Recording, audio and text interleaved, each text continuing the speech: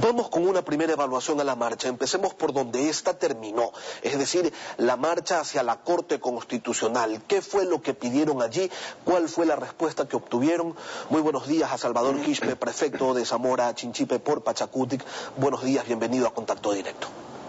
Buenos días, Lenin. Buenos días al pueblo ecuatoriano. Ayer sí, efectivamente, la última parada en el recorrido que hizo la marcha, las instituciones, fue en la Corte Constitucional, donde se pidió a los señores magistrados que den curso a algunas demandas de inconstitucionalidad que están reposando en la Corte Constitucional. Estas tienen que ver con la demanda de inconstitucionalidad de no aplicación del mandato minero, por ejemplo. Esto se ha presentado ya hace algún tiempo atrás por parte de las organizaciones que administran el agua en la provincia de la Suay. Esto no se ha dado curso todavía, así que este fue uno de los planteamientos, que se avance con eso y haya un veredicto de parte de la Corte Constitucional. También otras demandas de inconstitucionalidad que están allí, como por ejemplo una demanda en contra del decreto ejecutivo 813, dictado por el señor presidente de la República, que tiene que ver como la base sobre la que están despidiendo o, entre comillas, comprando las renuncias. También hay otras demandas que están reposando en la Corte Constitucional, pero también hay otras que estamos presentando ahora, como por ejemplo la demanda en contra de este contrato que acaba de firmar el Ejecutivo con la empresa canadiense Ecuacorrientes Raya Tongling de la China. Así es que estas son, entre otras, las demandas que están allá, y esperamos que la Corte Constitucional, ojalá pronto, conozcan y den los veredictos que corresponden. ¿Esto implica que ustedes todavía mantienen un cierto nivel de confianza en este estamento que en más de una ocasión y por diversos sectores ha sido señalado como dependiente del régimen? Bueno, no nos quedan otros caminos, esos son los caminos que tenemos. Lamentablemente, y como dijimos anoche ante los señores magistrados, ha dejado mucho que desear la Corte Constitucional, y señalamos ahí una de ellas. Cuando se aprobó la ley minera, se presentó la demanda de inconstitucionalidad. La Corte Constitucional dijo que efectivamente no se había cumplido con los procedimientos de la consulta prelegislativa. En consecuencia, debía haberse dicho que esa ley es inconstitucional. Sin embargo, mientras se dijo que no cumplió con los procedimientos de la consulta prelegislativa, al mismo tiempo dijeron la ley sí es constitucional. Esto es evidente que había una contradicción. Estas cosas se han reclamado. De todas formas, son estas instancias donde debemos seguir insistiendo en la necesidad de que velen por el fiel cumplimiento de la Constitución. No está bien que se haga alarde de exigir que se cumpla con la Constitución al pueblo ecuatoriano, mientras en ciertos aspectos fundamentales no se cumple con la Constitución y más bien se va violentando esta, y eso es lo que ha motivado, entre otras razones, la molestia que finalmente también se dio para que se motive esta marcha. Señor prefecto, ayer el presidente de la República, durante su alocución primera, la del Parque del Arbolito, decía que detrás de la marcha fracasada estaban los garroteros y los golpistas. Eso sonó extraño porque el gobierno inició su revolución con Pachacutic. De allí es que se conocen con Augusto Barrera, con Virgilio Hernández, con Betty Tola. No olvidemos que ellos tuvieron una larga militancia en Pachacutic antes de formar parte de las filas de País. Incluso el presidente de la Asamblea, Fernando Cordero, perteneció en otros tiempos a la alianza Pachacutic Nuevo País, que fue la que lo llevó a su primera alcaldía en la ciudad de Cuenca. El MPD, además, fue aliado también del gobierno cuando la revolución necesitaba de fuerzas de choque. Recordemos aquellos días en los que se disolvió el Congreso por disposición de la Corte Constitucional. En esos tiempos no eran ni garroteros ni golpistas, eran simplemente el MPD y Pachacutic, los aliados. ¿Qué ha cambiado de ese tiempo a estos de ahora? Sí, lamentablemente hemos visto, no de ahora, no en esta marcha, durante todos estos últimos años, decir que nosotros somos los golpistas, que somos los garroteros. Bueno, se ha dado una larga lista de epítetos y descalificaciones.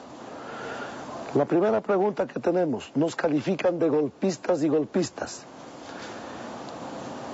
¿Estaban acaso en contra de los hechos del 21 de enero del año 2000, por decir un ejemplo? ¿Acaso eso estaba mal? Si eso estaba mal, ¿por qué estaban allí? Ahí estuvieron muchos de los que están ahora en el gobierno. En los procesos de febrero del 2007, en la caída de Bucarán, ahí estuvieron.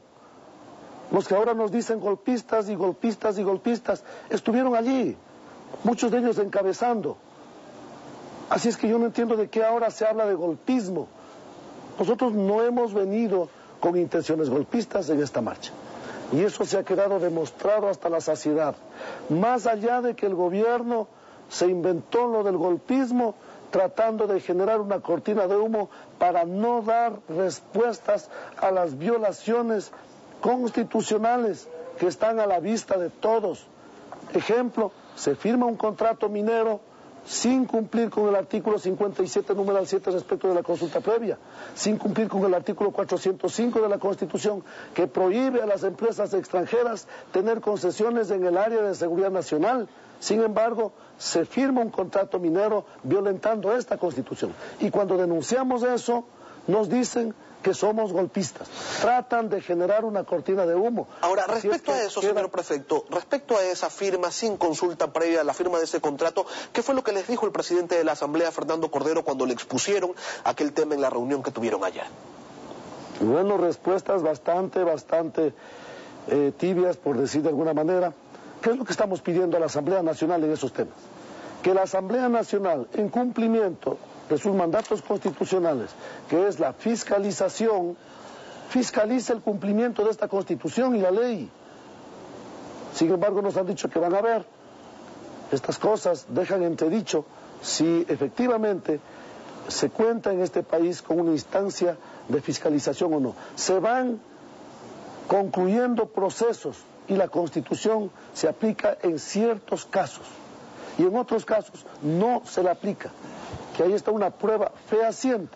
Se firma un contrato minero desconociendo esta Constitución en varios artículos. Ahora eso está también en manos de la Corte Constitucional, vamos a ver qué pasa. Pero lo que quiero señalar entonces es que de la jornada de ayer, entre otras cosas, se queda ratificado la falta de voluntad del Ejecutivo para dialogar. Al señor presidente Rafael Correa no le gusta dialogar. Han puesto una serie de cosas y descalificaciones, pero jamás se ha hablado de un proceso para conversar sobre los temas fundamentales que requiere el Ecuador. Ahora, eso prefecto, queda nuevamente ratificado. Prefecto, no es la primera vez que el sector indígena llega a Quito para hablar con el gobierno o para intentar hablar con el gobierno. En octubre del 2009, ustedes arribaron a la capital y el presidente de la República, Rafael Correa, los recibió. Incluso firmaron un acuerdo que impulsaría el diálogo por los mismos temas por los cuales ustedes ahora protestan. La ley de aguas, el tema minero. Allí estuvo el vicepresidente Lenín Moreno y el presidente de la Asamblea también. Desde ese entonces hacia acá, ¿qué ha ocurrido? Y le pregunto esto en referencia a lo que usted acaba de señalar, que el gobierno no quiere dialogar, no le gusta dialogar. Así es, en ese entonces se firmó un acuerdo para avanzar en una agenda que incluía el tema del agua, por ejemplo. Y el tema del agua está congelado ahí hasta este momento. Es por eso que ha motivado nuevamente esta marcha con los 19 puntos que han sido de conocimiento público. Esperemos de que la Asamblea Nacional dé curso al proyecto de ley de aguas que se presentó por parte de distintos sectores de la producción, incluido la CONAIE. Vemos que efectivamente no hay esa voluntad de conversar. Más allá de cuántos son, sería bueno que los medios de comunicación nos ayuden a revelar cuántos mismos participaron allá, acá. Sin embargo, digo, más allá de eso, siempre es bueno saber si hay la voluntad para hacer un gobierno con los ecuatorianos. El gobierno, señor prefecto, ahora los ha llamado a dialogar. La ministra coordinadora de la política, Betty Tola, ha dicho que con Pachacutic hablarán, mas no con el MPD. Algo parecido dijo la ministra de Desarrollo Social, Doris Solís. La escuchábamos en el reportaje al inicio de este programa. ¿Ustedes van a acudir a conversar con la ministra Tola, quien formó en algún momento parte de Pachacutic? Nosotros estamos pidiendo ese diálogo desde hace mucho tiempo. En el Ministerio de la Coordinación de la Política reposa un documento enviado por la Presidencia de la República o desde la Presidencia de la República encargando conversar respecto de los problemas mineros en Zamora Chinchipe. Un pedido que lo hicimos en octubre del 2010. Hasta el día de hoy no tenemos ninguna respuesta. No sabemos por qué. Si es que existe esa voluntad, por supuesto que se está esperando conversar. Nosotros estamos en la búsqueda de eso desde hace mucho tiempo. Al no tener una respuesta nos han obligado a expresarnos de la manera como se hizo esta marcha de 14 días. Vamos a ver si eso existe. Pues por supuesto que estamos a la espera de eso, si eso mismo es lo que hemos venido pidiendo. ¿Pero ustedes creen que realmente pueda darse un diálogo y no solamente una reunión, tomando en cuenta que el gobierno ha dado suficientes muestras respecto a que todo aquello que atenta contra su proyecto político lo entiende como un intento de desestabilización y incluso llega a desautorizarlo, como ocurrió en su momento con el acuerdo ético y político que firmó la Asamblea Nacional entre sus miembros a propósito de la ley de comunicación? Así es, eso es lo que no anima a tener una confianza. Nosotros cuando estamos hablando de diálogo, estamos hablando de un diálogo respetuoso y un mecanismo para encontrar soluciones a los problemas que estamos presentando. No se trata de sentarnos allá y de repente seguir escuchando cualquier epíteto nuevamente y no tener respuestas. Para ese tipo de reuniones, obviamente que no vamos a prestarnos.